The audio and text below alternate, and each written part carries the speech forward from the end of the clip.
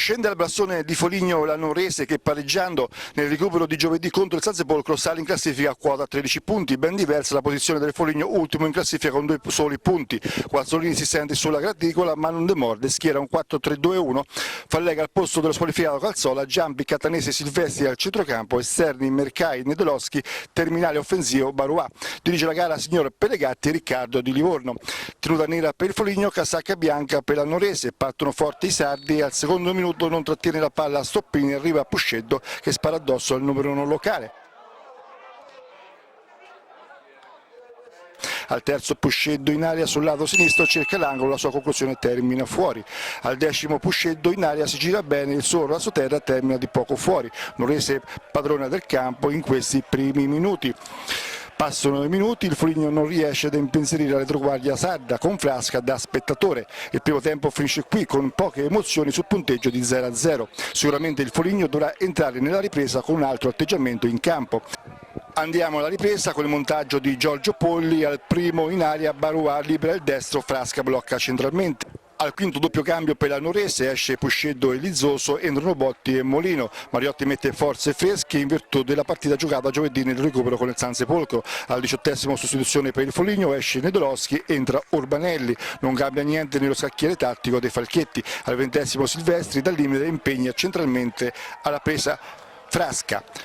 Il Foligno sembra smarrito, non riesce a trovare le giocate giuste per mettere in difficoltà la Nuorese, ben disposta in campo. Al 31° Urbanelli fa tutto solo, si libera per il tiro, la sua conclusione termina fuori. Al 40° Nuorese pericolosa, calcio piazzato di carta, mette in aria Di Nardo, sotto misura sbaglia l'intervento mandando alto. Finisce qui sul punteggio di 0-0, il Foligno non sa più vincere, 3 punti in classifica, ultimo posto. Sarà una settimana difficile per i Guazzolini che sicuramente rischia la panchina. Finisce qui al blasone, sul punteggio di 0-0 fa Foligno Nuorese, montaggio e riprese di Giorgio Polli, commento di Graziano Baccarelli, a voi studio. No, meglio di niente, però oggi è un Foligno che sottotono non arriva mai dalle parti di Frasca, un Foligno che è involuto.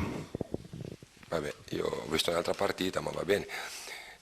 Fino al Brodino sono d'accordo. Che il Foligno non abbia fatto gioco, chiaramente giocavamo con una squadra che è seconda in classifica, quindi sicuramente qualcosa in più di noi ha, altrimenti noi avremmo avuto i punti che hanno loro. Io anche a livello sul secondo tempo ho visto una Nuorese chiusa, e che è chiaro che quando si chiudono le squadre è più fatica a far gioco, però ho visto che la mole di gioco c'è stata. Sì, se andiamo a analizzare le occasioni, i primi 3-4 minuti abbiamo avuto, del secondo tempo parlo, e abbiamo avuto 2 o 3 palle gol, diciamo più o meno nitide. Se analizzo le parate del portiere di Lorenzo Stoppini, non ricordo parate particolarmente importanti, e abbiamo giocato sulla loro metà campo, è chiaro. È un momento che soffriamo per far gol.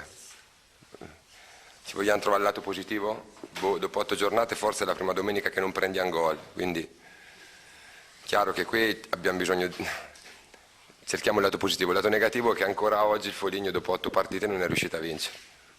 Allora mister, dopo le fatiche della partita di recupero col Sansepolcro pensava di fare questo atteggiamento, questa bella partita qui a Foligno con diciamo, intensità fisica, grinta? Beh, assolutamente sì, pensavo, perché conosco i ragazzi, oggi mancavano 6 giocatori titolari a noi, 2 squalificati, 2 a casa infortunati, 2 punte, e ci mancavano 2 giovani. Siamo venuti qua un po' rimaneggiati, ma sono proprio contento, sono contento, perché poi ho visto tutte le partite del Foligno e tutte le interviste del vostro o loro mister.